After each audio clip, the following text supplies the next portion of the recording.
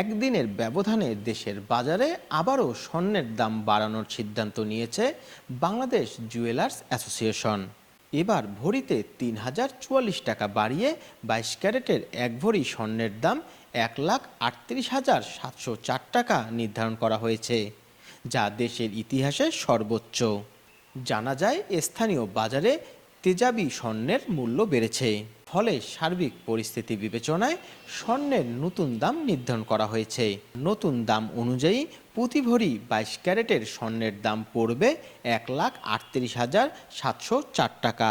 এছাড়া ২১ ক্যারেটের প্রতি ভরি ১,৩২,৩৯৮ টাকা, ১৮ ক্যারেটের প্রতি ভরি ১,১৩,৪৯১ টাকা এবং সনাতন পদ্ধতির প্রতি ভরি স্বর্ণের দাম ৯৩,১৬০ টাকা নির্ধারণ করা হয়েছে।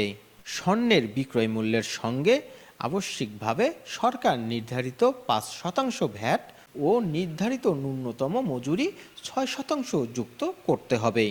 তবে গহনার ডিজাইন ও মানভেদে মজুরির তারতম্য হতে পারে। চলতি বছরে এখন পর্যন্ত দেশের বাজারে ৪১ বার স্বর্ণের দাম সমন্বয় করা হয়েছে, যেখানে ২৫ বার দাম বাড়ানো হয়েছে আর কমানো হয়েছে ১৬ বার। ২০২৩ সালে দাম সমন্বয় করা হয়েছিল ২৯ বার। স্বর্ণের দাম বাড়ানো হলেও অপরিবর্তিত রয়েছে রূপার দাম।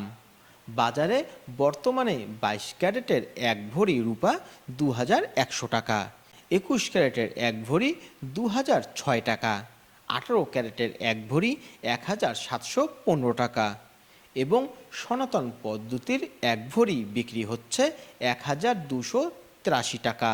Desk news, লালমনিরচিত্র।